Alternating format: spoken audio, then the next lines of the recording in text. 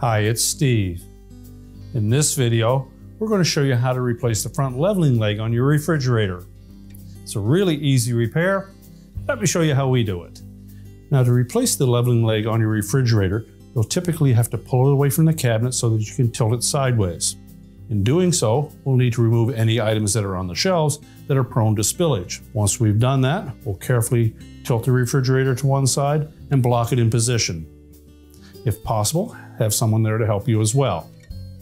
Once we've done that, we can then remove the old leg and replace it with a new one. Now, once we have that refrigerator stable, we're just going to reach under, remove the old leveling leg, simply unthread it counterclockwise,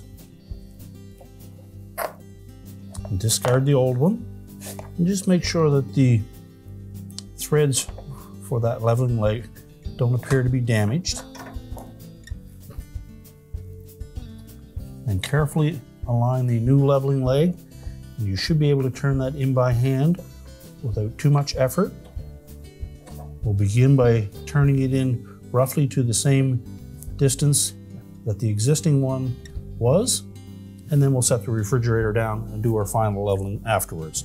Once we have the refrigerator back on the floor, we're going to carefully push it back into place, and then we'll level it using the legs. Once it's stable, your repair is complete.